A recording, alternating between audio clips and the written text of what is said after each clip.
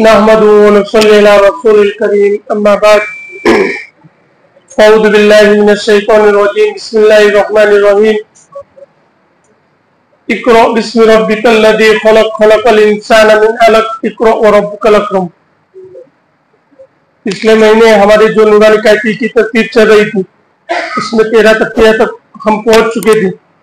अब आगे 14वीं तख्ती शुरू होती है और हम सबको मालूम है 14वीं तख्ती राखी।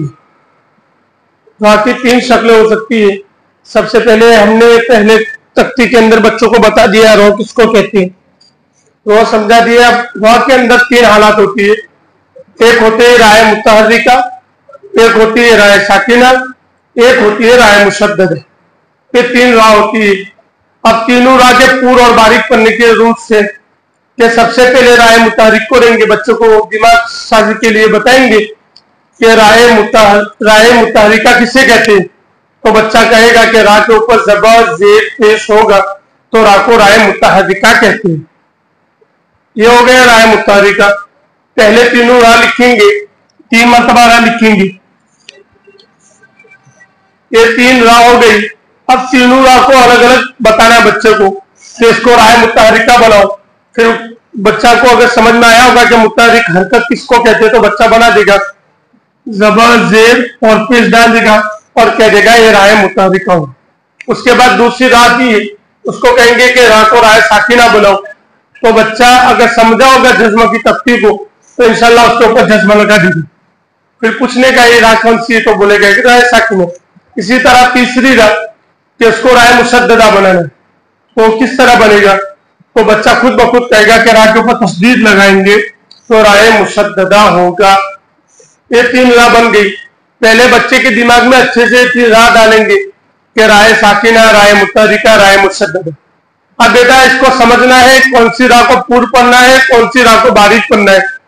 जब बच्चे को बताएंगे तब बच्चा खुद ब खुद कहेगा।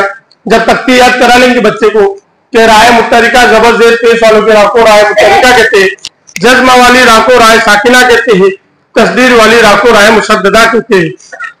फिर अपन कहेंगे कि उसको पूर्ण और बारीक पढ़ने के कुछ रूल्स हुए कि राय मुतहर्रिका कब पूर्ण होगी। तो बच्चा कहेगा अगर तख्ती याद करवा दिए कि राह के ऊपर ज़बर या पेश हो तो राह पूर्ण होगी। उसकी बहुत सारी मिसाल मुसन्निफ नूरानी कायदे, इसी तरह अफजल कायदे, बहुत सारे कायदे उसके अंदर मुसन्निफ ने लिख दी। इसके लिए समझने के लिए सबसे पहले एक मिसाल लिखेंगे, रऊफुन।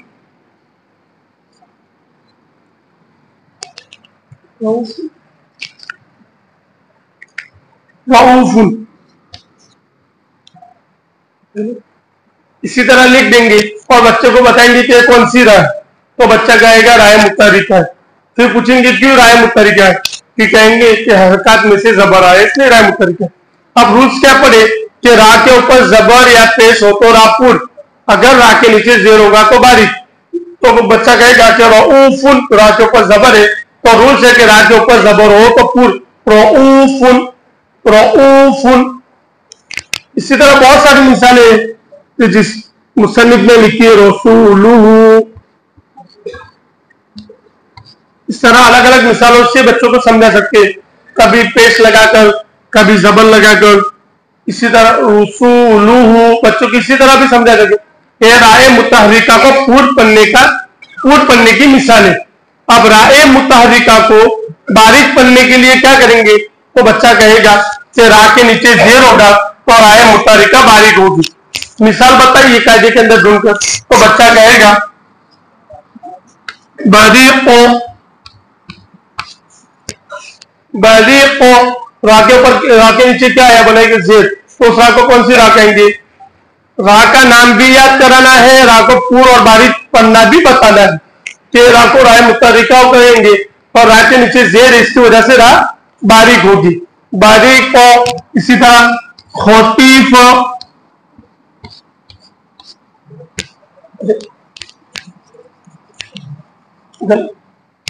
बहुत सारी मिसालें इसके अंदर, उम्मीद तो बहुत सारी मिसालें इसके अंदर आ सकती है। मुताला नहीं किया जिसकी वजह से कश्मकश के अंदर मुब्तला हुई। इसलिए कहा जाता है जो जिसकी जिम्मेदारी तय हुई वही खड़ा हो और मुताला करके आए तो इंशाल्लाह अच्छी तरकीब बता सकता है। दूसरी मिसाल कि राय साकिना कब पूरी होगी? राय साकिना किसको कहेंगे? तो बच्चा कहेगा कि रा के ऊपर जज्म हो तो उसको रा को राय साकिना कहते हैं। अब तख्ती याद कराएंगे कि रा साकिन से पहले वाले हर्फ पर जबर या पेश हो तो राय साकिना पूर्ण होगी, और राय साकिना से पहले वाले हर्फ के नीचे जेर होगा तो राय साकिना बारीक होगी। इस तरह बच्चे को याद करेंगे। याद करा दिया, उसके बाद मिसाल लिखेंगे राय साकिना के पूर्व पढ़ने की।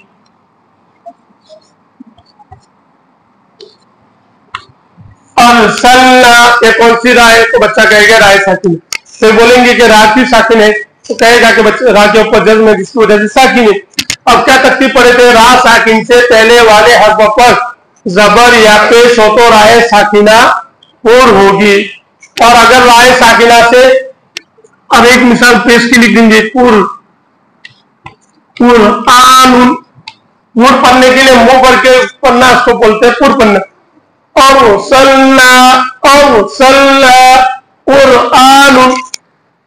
क्यों पूर्ण होगी? क्योंकि राय साकिना से पहले वाले पर पेश है, इसलिए राय साकिना पूर्ण होगी। अब इसके बाद राय साकिना से पहले जेर होगा तो राय साकिना कैसे होगी? बच्चों को पूछेंगे तो बच्चा कहेगा राय साकिना से पहले जेर हो तो राय साकिना बारीक होगी। बहुत सारी इसकी मिसालें, जैसे उम्र तू, पहले बच्चे को रा का नाम याद कराएंगे कौन सी रा है, फिर उसके बाद आगे मिसाल लिखेंगे और उसकी रा को पूर्ण और बारीक करने का मिसाल समझाएंगे।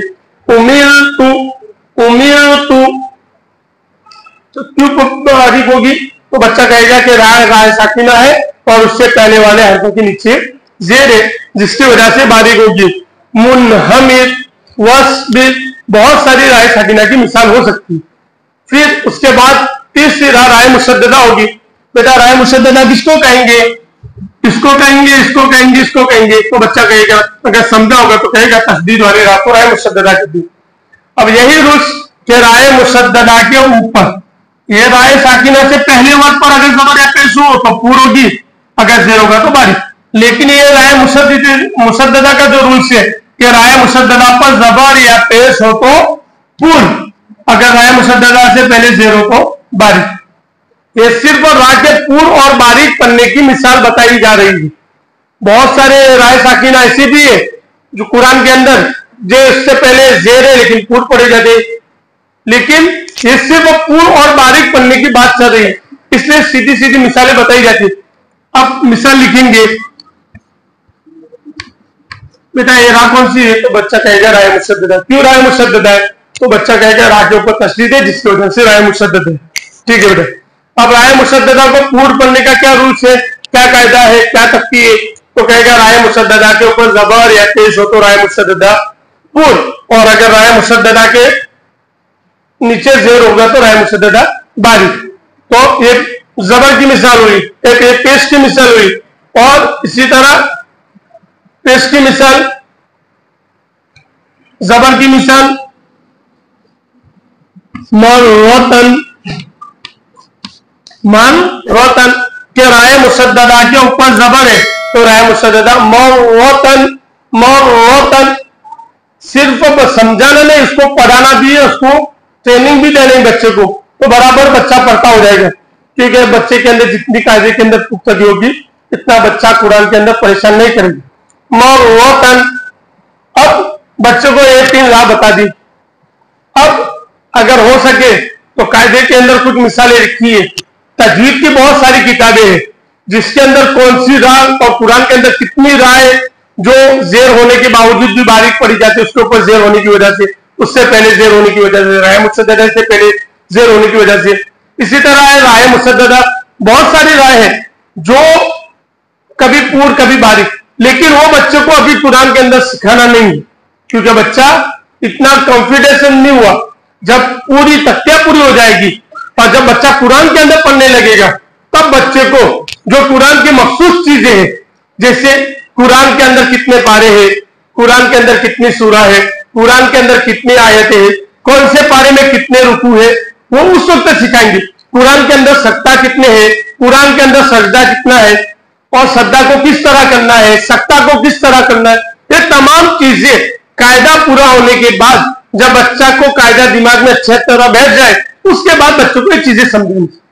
फिर सीधा तख्ती नंबर 15 को लेंगे कि तख्ती नंबर 15 कौन सी?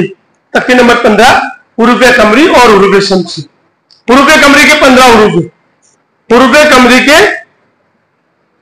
14 हुरूफ है और हुरूफ शमसी के 14। ये दोनों के 14 हुरूफ है, लेकिन कोई कोई ऐसे वर्ड है जो दोनों में बार बार आ रहे हैं, तो इसके अंदर बच्चों को समझाना सिर्फ तख्ती समझानी है और बच्चों को यह समझा देना है कि हुरूफ कमरी 14 है, हुरूफ शमसी 14 है। लेकिन हुरूफ कमरी जो पहले आती है इसको यह कहना है कि अगर अलिफ लाम हुरूफ कमरी के शुरू में आए, यानी जो 14 वर्ड है वो हुरूफ कमरी के शुरू में आए, तो अलिफ को नहीं पढ़ना, लाम को पढ़ना है। जैसे वल कमरी, देखो हुरूफ कमरी कौन सा है इसके अंदर?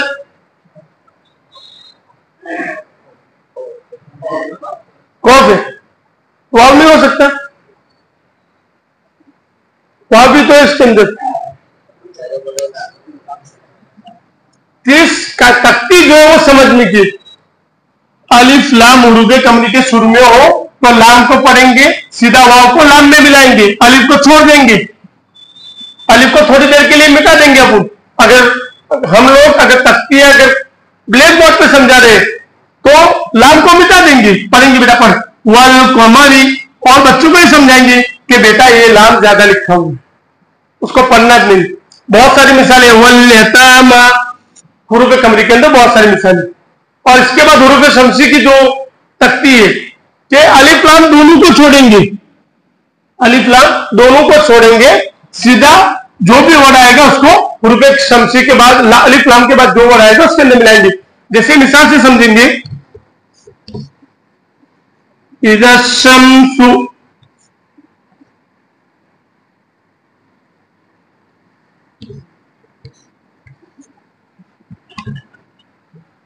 जैसे अलिफ लाम किसके शुरू में?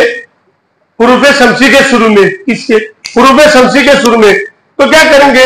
सीधा जाल को सिन में मिलाएंगे, हुरूफ शमसी में मिलाएंगे, अलिफ लाम को नहीं पढ़ेंगे। और हुरूफ कमरी के अंदर हुरूफ कमरी को अलिफ लाम को नहीं छोड़ेंगे, बल्कि सिर्फ अलिफ को छोड़ेंगे और लाम में मिलाएंगे। इस तरह बच्चों को आसानी के साथ समझाएंगे तो इंशाल्लाह समझ में आएगी। उसके बाद लफ्ज अल्लाह का कायदा आता है तख्ती नंबर 16 के अंदर। लफ्ज अल्लाह के नाम से पहले जबर या पेश हो तो लफ्ज अल्लाह का नाम और होगा लफ्ज अल्लाह के, लेकिन सबसे पहले लफ्ज अल्लाह का नाम लिखेंगे बच्चे के सामने, लफ्ज अल्लाह लिखेंगे पूरा। ये क्या है बेटा? अल्लाह लिखा हुआ, ठीक है।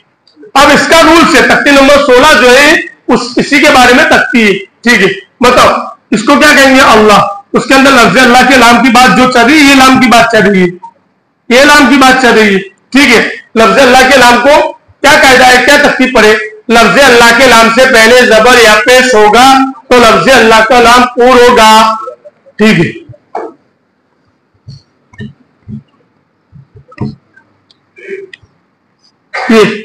ये मिसाल हुई लफ्ज अल्लाह के नाम को पूर करने की।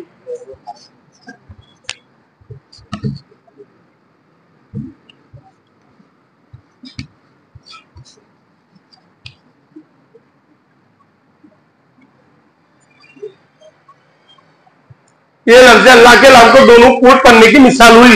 इन्नल्लाह, लफ्ज अल्लाह के नाम से पहले नून है, अलिफ को भी नहीं पकड़ेंगे, सीधा नून को पकड़ेंगे कि लफ्ज अल्लाह के नाम से पहले जबर हो तो लफ्ज अल्लाह का नाम पूर होगा।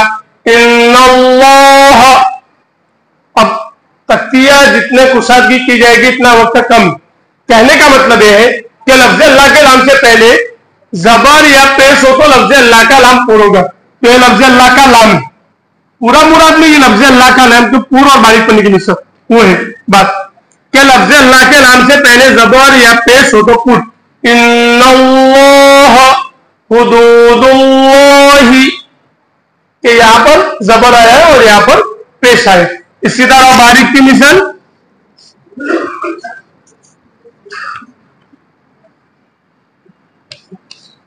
ये बलिल्लाहु, लफ्ज अल्लाह के नाम से पहले जेर आया तो लफ्ज अल्लाह के नाम को क्या करेंगे? बारीक।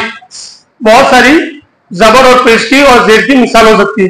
लेकिन तख्ती नंबर 17 16 हो गई, तख्ती नंबर 17। तख्ती नंबर 17 बच्चों को समझने के लिए बहुत जरूरी है, क्योंकि बच्चे कुरान तो पढ़ते, अलिब्बा को भी पहचान गए, हरकत को भी पहचान गए, वाह मद्दा को भी पहचान गए, या मद्दा को भी, तमाम तख्तियों को पहचान ली, लेकिन बच्चे की सांस इतनी बड़ी नहीं होती जितनी बड़ी कुरान के अंदर आयत लिखी होती। तो बच्चों को समझाना है, बेटा ये तख्ती नंबर 17 है, उसके अंदर कुछ मिसालें समझाई गई है, और बच्चों को ये समझाए कि तख्ती नंबर 17 समझना जरूरी है। तो कुरान के अंदर बहुत सारी जगह ऐसी है जिसको आयत करना कहते हैं। जैसे सबसे पहले मुसन्निफ ने लिख दिया कि ऐसे गोल निशान को आयात करना कहते हैं। बेटा कुरान के अंदर ऐसा क्या लिखा हुआ है? ऐसे गोल निशान को आयात करना कहते हैं। एक तो ये निशानी हो गई। इसके अलावा कुरान में बहुत सारी जगह पर कहीं पर पौ लिखा हुआ है, कहीं पर जिम लिखा हुआ है, कहीं पर कफ लिखा हुआ है, कहीं पर सल्ला लिखा हुआ है। ऐसे बहुत सारी मिसालें कुरान के अंदर लिखी हुई। तो बच्चे को यह समझाना है कि हर आयत पर वक्फ करना है, चाहे छोटी सी छोटी क्यों आयत ही क्यों ना हो। जैसे इन्ना आतना कल से, इससे भी छोटी लेंगे तो वह सौफाती सौफी, बहुत सारी आयतें जो छोटी छोटी। तो बच्चे को पहले ये गोल निशान के जो आयत करने का है वो समझना है। तो ऐसा एक है। इसके अलावा कायदे के आखिर में नूरानी कायदा जो छपा हुआ है उसके पीछे निशानियां लिखी हुई है, वो अपन पहले मुताला कर ले, फिर बच्चों को समझाए कि इस पर इस तरह पकड़ना है। खास करके कुरान के अंदर बहुत सारी जगह ऐसी है, जैसे लाम अलिफ ऐसा भी लिखा हुआ है। तो इससे कहने का मतलब है कि इधर नहीं ठहरना, अपने को मजबूरी में ठहर गए तो अच्छी बात है, बाकी कोशिश ये करनी है कि इस अलामत पर नहीं ठहरना। ऐसी बहुत सारी अलामत है कुरान के अंदर जहां पर नहीं ठहरने का है। तो बच्चों को ये अलामतें समझाए, फिर रूल समझाए कि 3 रूल से तख्ती नंबर 17 के अंदर कैसे गोल निशान को आयात करना कहते हैं। रूल्स नंबर 1 के अंदर 5 चीजें आएगी: जबर, जेर, पेश, 2 जेर, 2 पेश। रूल्स नंबर 2 के अंदर 2 जबर। रूल्स नंबर 3 के अंदर गोल का। और इसके अलावा बात जगह ऐसी होती है जहां पर हुरूफ मद्दा खत्म होता है, जिधर बच्चे की आवाज टूट जाती है। बात जगह ऐसी होती है जहां खड़ा जबर पर भी बच्चे की आवाज टूट जाती है, उसके लिए भी वही रूल्स है। लेकिन सबसे पहले ये 3 रूल्स है, नंबर 1, नंबर 2, नंबर 3। ठीक है बेटा, अगर पढ़ते पढ़ते आखिरी वर्ड पर देखेंगे जबर, जेर, पेश, 2 जेर, 2 पेश आया तो उसको आखिर में जज्म दे देंगे, आखिर में जज्म दे देंगे। जैसे अल्हम्दुलिल्लाहि रब्बिल आलमीन, नून पर जबर है तो बच्चे को कहना उस पर अल्हम्दुलिल्लाहि रब्बिल आलमीन। ये पन्ना गलत है, जज्म पन्ना है, रब्बिल आलमीन। इसी तरह अर्रहमानिर रहीम, मीम के नीचे जेर।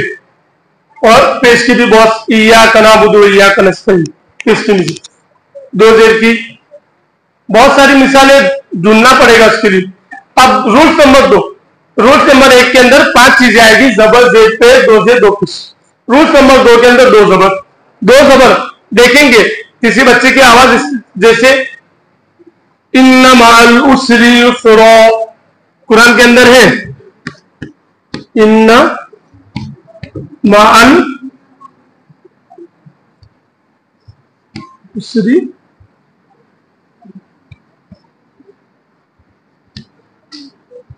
असल में ऐसा लिखा हुआ कुरान में युसरा लिखा हुआ, लेकिन बच्चों को थोड़ी देर समझाने के लिए बहुत पे समझाएंगे फिर इसको मिटा देंगे।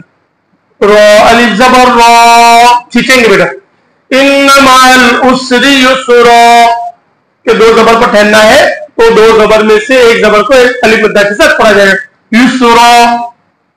फिर इसके बाद गोलता, यह रूल्स नंबर 2 हो गया, पहला हो गया दूसरा। गोलता पर तख्ती नंबर 17 के अंदर गोलता पर आयात करना हो तो क्या करेंगे, हाय साकिना बन जाएगी, थोड़ी देर के लिए ता को मिटा देना है, उसके ऊपर हा जज्म वाली लिख देनी। जैसे फीहा ऐनुन जारियतुन, बच्चा ऐसा पढ़ेगा फीहा ऐनुन, लेकिन जारियतुन है दरअसल लिखा हुआ, लेकिन अपन को जारिया लिखना है। एक ऊपर जारियतुन लिखना है, नीचे जारी। बेटा कुरान में जारियतुन लिखा हुआ है, लेकिन रूल्स के हिसाब से तेरे को इधर ठहरना है, तो जारिया तुस्को मिन ऐनिन आनिया, छोटी सी हल्की सी आवाज आनी। तख्ती नंबर 17 हुई। उसके बाद तख्ती नंबर 18, तस्दीद मा तस्दीद, के एक तस्दीद के बाद दूसरी तस्दीद। बेटा तस्दीद मा तस्दीद यानी एक तस्दीद के बाद दूसरी तस्दीद, उसको क्या कहेंगे? एक तस्दीद के बाद दूसरी तस्दीद। उसकी ये तख्ती नंबर 18 क्या है? तस्दीद मा तस्दीद, यानी तस्दीद के साथ दूसरी तस्दीद। उसकी मिसाल से समझेंगे।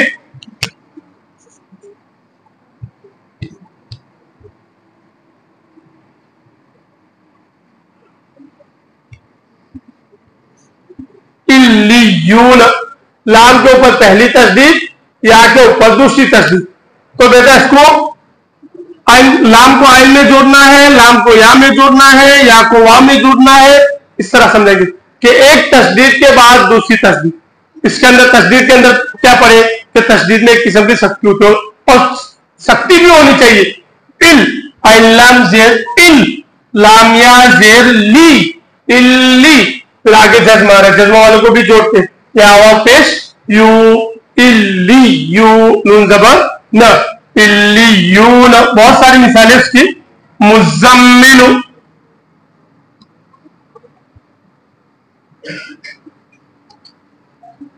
बाजू मुज़म्मिलु पढ़ते, बाजू मुज़मिलु। जैसे जैसे ज्यादा तख्ती नहीं समझे हुए थे वो इस तरह पढ़ते। तो दोनों में सख्ती करानी है बच्चे को कि एक तस्दीद जा पढ़े, एक तस्दीद मिल पढ़े, तो दोनों के अंदर सख्ती होना है। तख्ती नंबर 13 के अंदर हम पढ़ चुके कि तस्दीद में एक किस्म की सख्ती होती है। मुज़म्मिलु, इज्जे करना तो हर एक बात है। मुज़म्मिलु, उसके बाद तख्ती नंबर 19 से एक है बड़ा मत, एक है छोटा मत। जिस हिसाब से मैं समझाता हूं बच्चों को कि एक है बड़ा मत, एक है छोटा मत। देखो मेरी पढ़ाने की तरतीब, हर एक अपना अपना तजर्बा बयान करते हैं। बच्चे को मद्दे असली, मद्दे लाजिम किल्मी मुस्तक़बल, मद्दे लाजिम किल्मी मुखफ़फ़, इतना अंदर बच्चे को नहीं डालना मेरे, क्योंकि उसके लिए उसके तजवीज़ की क्लास रखनी पड़ेगी बच्चों को इतना बड़ा समझाने के लिए। मद्दे असली, मद्दे लाजिम, मद्दे किल्मी मुस्तक़बल, जो बहुत सारे किस्से हैं, मद्दे फरी, ये तमाम चीजों को बयान करने के लिए और उसको अच्छे से दिमाग में इंटर करने के लिए, पेश करने के लिए। अगर बच्चा अलिमियत का क्रॉस करेगा या इसी तरह हिफ्ज़ का क्रॉस करेगा तो इंशाल्लाह उसके अंदर समझाई जाएगी। लेकिन जो बड़ी बड़ी बातें कि एक है बड़ा मद, एक है छोटा मद, इतना समझा देना है कि अगर बड़ा मद आएगा तो 5 अलिफ, छोटा मद आएगा तो 1 अलिफ। अब उसके अंदर क्या होता है? जीम के ऊपर बड़ा मद आता है। जा, एक तो जीम अलिफ जबर जा, 1 अलिफ तो ये हो गया, अलिफ मद्दा का 1 अलिफ हो गया। उसके बाद बड़े मद का अगर 5 अलिफ खींचेंगे तो 5 अलिफ, अगर 3 अलिफ खींचेंगे तो 3 अलिफ। जिस तरह बच्चों को दिमाग में डाल देना है कि 5 अलिफ या 3 अलिफ। जा, सू, सीअत, फी अमरिना, बहुत सारी मिसालें, छोटा मत बड़ा मत, इस तरह बच्चों को समझेंगे। फिर अगर कोई अपने बच्चों को कारी बनाना चाहता है फिर वो तमाम चीजें शक्लें समझा सकता है, क्योंकि दरअसल वक्त की किल्लत को समझते हुए बच्चे को मत के अंदर ले। और इंशाल्लाह ये तख्ती नंबर 19 हो गई और तख्ती नंबर 20 है। इसके बाद तस्दीद बाद हुरूफ मद्दा, और इंशाल्लाह अगली मर्तबा जिस साथी का भी तय होगा इंशाल्लाह तख्ती नंबर 20 से समझाएगी। अल्लाह तबारक व तआला कहने सुनने से ज्यादा कहने वाले को अमल की तौफीक अता फरमाए। व मा अलैना इल्लल बलाग।